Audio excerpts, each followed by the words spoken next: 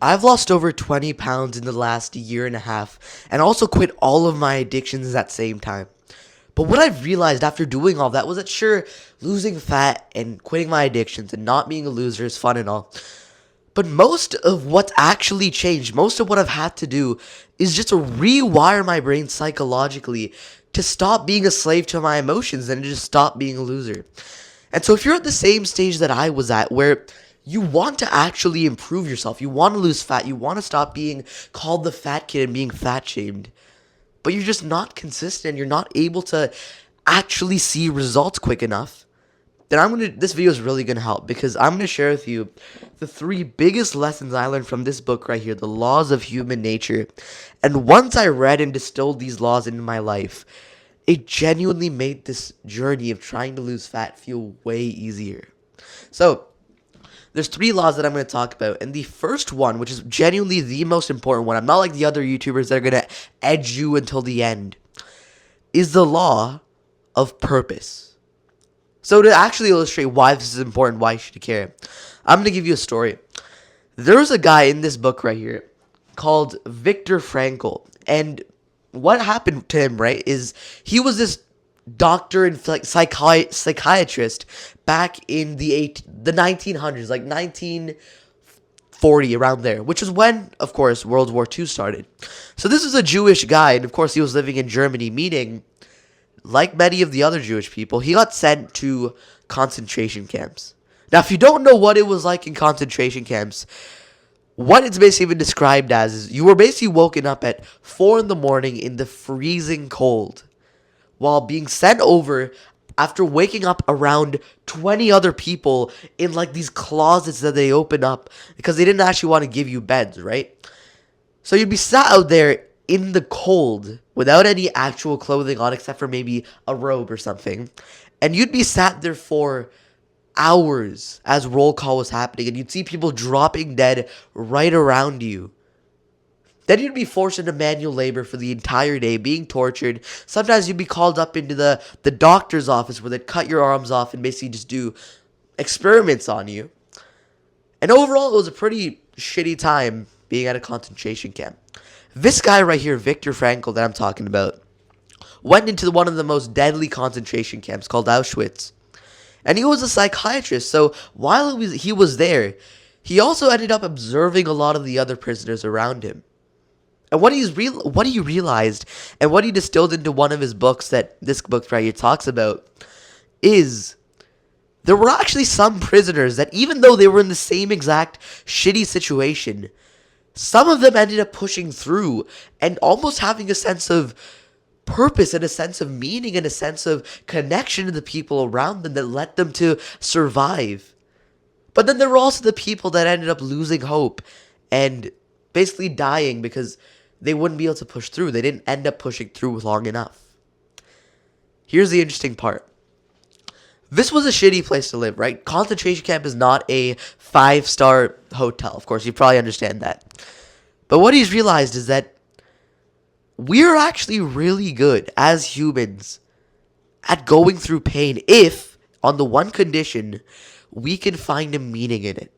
So, for example, this guy right here, Viktor Frankl, he was a psychiatrist, and he used to write a lot of books for psychology, and especially his new theory of therapy called logotherapy, which is simply a way to help people get over dying parents and whatever. Here's the interesting part. When he got sent into concentration camp, he got that manuscript or that book that he was writing taken away from him. It was burned. So what he did was he used that desire to write that book and to complete it and to give it to the world as his why, as his meaning for why he's going to push through that torture. And he was actually able to do it. Of course, he was suffering in the meantime, but he was able to do it while being relatively sane and not going insane and killing himself in the middle of the night. Now, here's why this is important. If you have a why to live, you can bear almost anyhow. That's one of his most famous quotes. And here's why you should actually give a shit. I want you to ask yourself a question right now. Why is it that you haven't made any progress yet in fat loss? Why is it that even though you want to improve, you don't want to be the fat kid anymore, you still haven't made any progress yet. If you're anything like me, like younger me, I would have answered that it's because it's painful as hell. I don't want to go through all that pain of working out, of quitting my addictions, of quitting gaming with all of my friends are doing, and then not seeing any results. So, here's what I ended up doing then. I ended up deciding, okay, I'm just going to do all the pleasurable shit instead. But it doesn't work. It's not as fun. If you've been in the same situation where you were basically just sat there 24 hours a day playing video games, eating junk food, going through the same routine, filling your life with pleasure, you might have realized that even though you're just doing pleasurable shit, it's still not that fun. Because when you're sat there every single day doing nothing but the pleasurable stuff, what you're simply doing is you're telling future you, okay, screw you. I don't want to make your life easier. I want to feel pleasure now. So you can go screw yourself. I'm just going to go and do the pleasurable stuff. You can have fun being fat, okay? That's basically what happens when you play video games, eat junk food, any of the bad habits. And it's not fun. You feel miserable. Because what you have to realize right now is that the painful stuff that you don't want to do, like working out, like doing the good habits, is actually just the currency that you have to pay to make future you's life better. Analogy I want to give you, right? If you want to make fat loss feel easier, if you want to actually stay consistent, this analogy is what helped me out a ton. Imagine that trying to lose fat is like trying to level up in a video game. Imagine you're in this area, this market, this bazaar in the video game, and you're sat there and you're looking at this one merchant over there that has a sword that you want. He has a sort of sword that has that attack ability that you want. And so you go up to him and you're like, okay, it costs 100 gold. What do I do now? What you wouldn't do is you wouldn't be sad there thinking, oh no, that's too hard. I don't want to get the golden sword. I'll do something else. That's too difficult. I would if it's easier. No, you wouldn't fucking do that. Instead, you'd go into the world of the video game. You'd do whatever quests you need to do. You'd fight the monsters. You'd unfist the monsters, whatever. I don't know what I'm trying to say there. Anyways, you would end up going out into the world of the game. You'd grind. You'd go through that painful sort of grinding session, and then you'd get the 100 gold and you'd buy the sword. In the same way that you want to try and buy the sword, your goal right now is to try and lose fat. And so what do you have to do to that?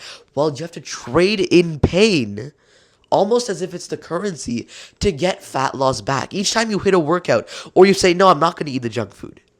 That is just 1 XP that you're building towards the fitness skill.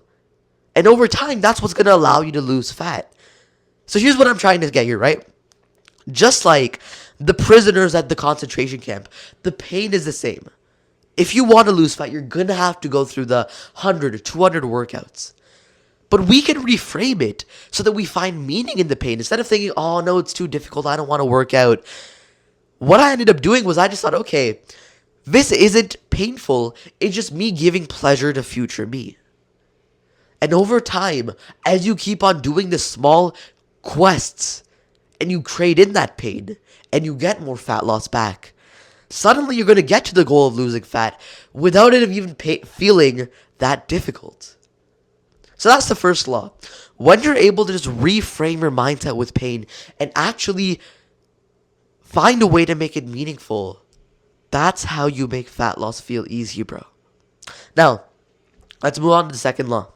The second law is called the law of irrationality. And I think if I just look through it, hold on one second. Yeah, it's the first law of this book, which is probably because it's one of the most important ones as well. So, this is probably going to be the most embarrassing law, because I'm going to have to tell you a story about it.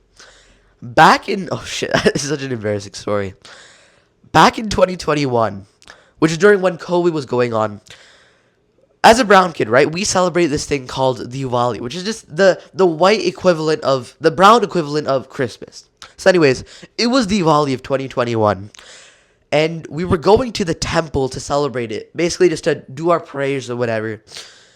And as we were pulling up into the parking lot of the temple, you can imagine there's like a bunch of other cars around. It's a bunch of other brown people that probably stinked up the parking lot.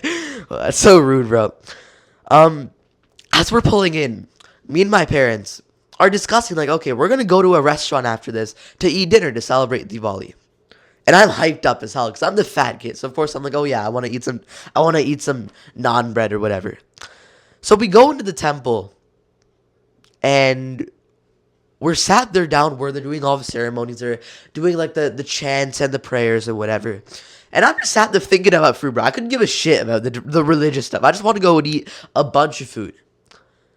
But as we're about to walk out of the temple, our parents recognize another family. And interesting enough, coincidentally, they're down in the main banquet hall of the temple, and they're giving out like nice, healthy food for the people to eat for dinner. And so, of course, my parents are like, okay, let's just go eat their tharv. And my jaw just drops to the floor. Because I'm pissed off. I think, wait a minute, no, I want to go to the restaurant, Mom. I want to go to the restaurant. And I kid you not, I start tearing up. I'm stood there in this big hall, this marble floor, with hundreds of other families laughing and singing along to these prayers. And I'm sat there tearing up because my parents won't take me to this restaurant. So of course my parents are getting a bit embarrassed. They're like, no, come with us. We'll go to the restaurant tomorrow. Just come with us. But I'm such a fat ass at that point that I literally sit down on the floor and start crying. There's another family next to us that are looking at me kind of weird. And of course, my parents don't want to create a scene, so they're like, okay, I thought, fine, we'll go to the restaurant. But as we're walking out of the temple and we're about to get in the car, my mom grabs me by the hand and looks at me. And she just looks at me with this expression of disappointment and almost disgusted as she says, Asar, bro, why did you do that? We could have just went to the restaurant tomorrow. Why did you do that? Why did you make a scene? And as we're driving to the restaurant and my parents are still pissed off at me, that's when I finally realized what a prick I've been to them. I tell you that story right there for this one lesson that I want to tell you, which is when you don't know how to control your emotions, they're going to control you, and you're just going to stay a fat ass for the rest of the time. You're going to remain a fat ass. Because let's say we time travel back into that scene where I'm in the temple and I'm crying and shit. That isn't a logical decision to make, you know? I could go to the restaurant tomorrow. It's not that big of a deal. But your emotions aren't rational. They aren't wise decisions. Your emotions are simply going to lead you towards the path of least resistance. And so if you're anything like me back in COVID or even right now, and you've been basically just living this life of, okay, wake up, eat junk food, go on TikTok, play some video games, maybe go on the hub, eat some junk food. What you might have realized is that your life's only been getting worse. Even though you're listening to your emotions, even though you're supposedly doing what the fat little health teacher told you, just listen to your emotions, you feel miserable. And that's the truth I want to bitch slap you with right now. See, you might be thinking right now, wait a Tharv, I don't care about my emotions. What the hell? Just tell me how to lose fat, bro. I don't care. But I guarantee that if you don't learn how to control your emotions, if you're still a slave to your emotions by the end of this video, you're gonna stay stuck. Because why is it that you are fat? Tell me right now. Just think about it right now. It's because of your emotions.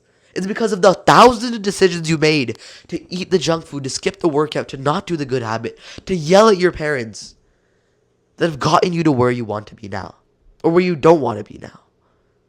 And so you can either go down the same path and keep doing what you're doing, or you can just give yourself a slap to the face and realize, okay, I'm not going to be a slave to my emotions anymore. I'm sick of it. I want to improve.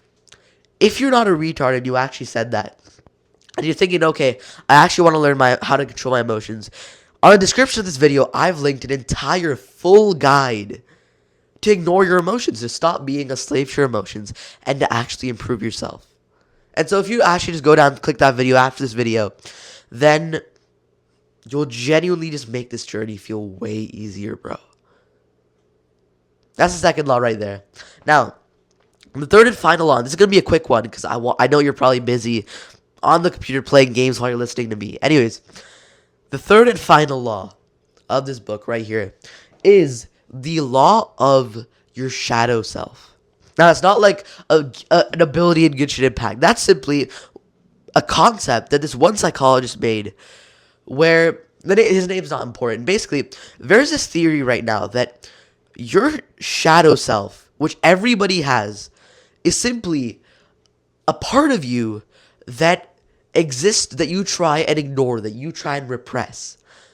And for example, as an example to me, when I was a fat kid, I used to always bury my emotions whenever I'd get fat shamed. Because of course you don't want to dwell on it. So what I'd do is every time I get fat shamed or I'd get made fun of, or I'd be picked last. I'm not joking, I was picked last for fucking dodgeball.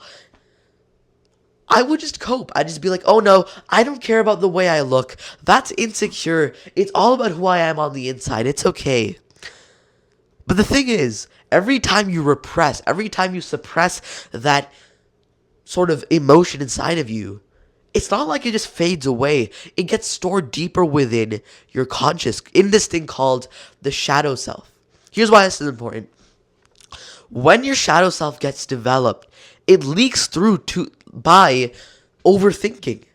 When you're talking to other people, you start overthinking because of your shadow self.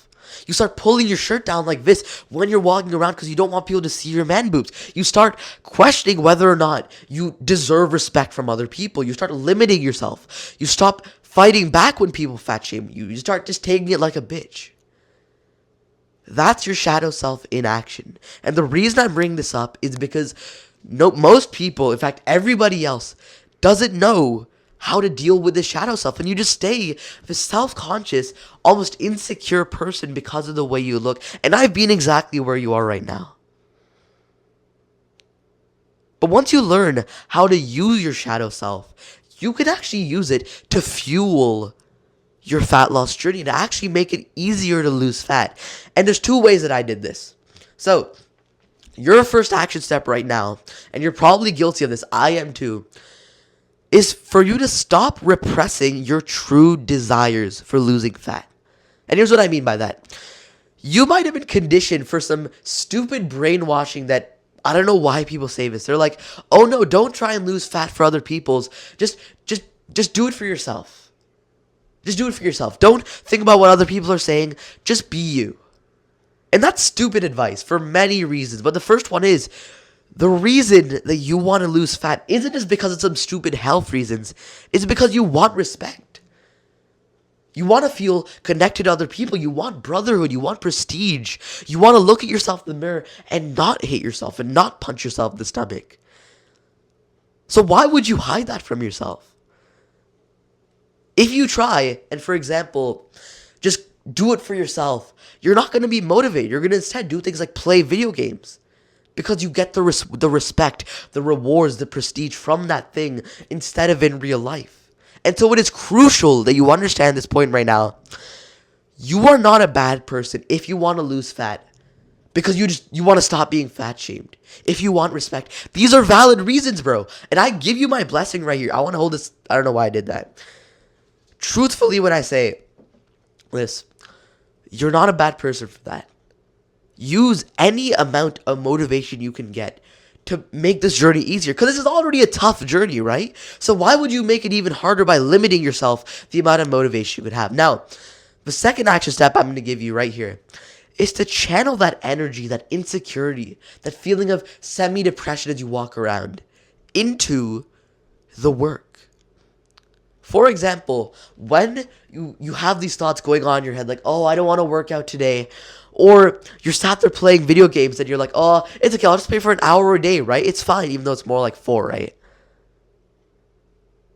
What I'm going to tell you right now, it's going to sound a little bit hurtful, but you should just call yourself out. Call yourself out when you do it. Tell yourself, wait a minute, I'm playing these video games because I'm a faggot and I don't want to improve my life, do I? Basically, the goal with this is to simply be dissatisfied. Tell yourself, yeah, I don't like the way I look. And then you're going to channel that aggression into doing the good habits. Because you're going to be so much more likely to do the good habits when you see your life improving as a result. And this is another lesson that I learned from David Goggins, which is his book right here, Can't Hurt Me, which is just use all of the bullets that you've accumulated to fuel yourself towards your goals. And that sounds like a basic thing, but trust me when I say just using that one technique right there is going to make you way more motivated. So, those are the 3 laws that genuinely made this journey of trying to lose fat way easier. And look, bro, I get it. This is going to be a hell. Trying to lose fat, trying to improve your life isn't easy, I get it. But it could be easier if you just had somebody who relates to you, knows what it's like to be in your position, to not like yourself, to feel unmotivated, to feel semi-depressed, to not be where you want to be right now. If you had somebody who's been there and is now where you want to be at, that would make the journey way easier, right? So in the bottom of the description, I'm going to open up soon a new Discord server that is just going to have a handful of dudes just like you who want to improve their lives. And I know if you're the type of guy who stays at the end of a video like this, where there's no edits to basically hook you and to keep you addicted like you're a lab rat, then I know you'd be a perfect fit for that community right there. So if you want faster progress, go join that Discord server right there. Go watch the video on ignoring your emotions. And as always, my name's Atharv. See you soon, bro. Mwah.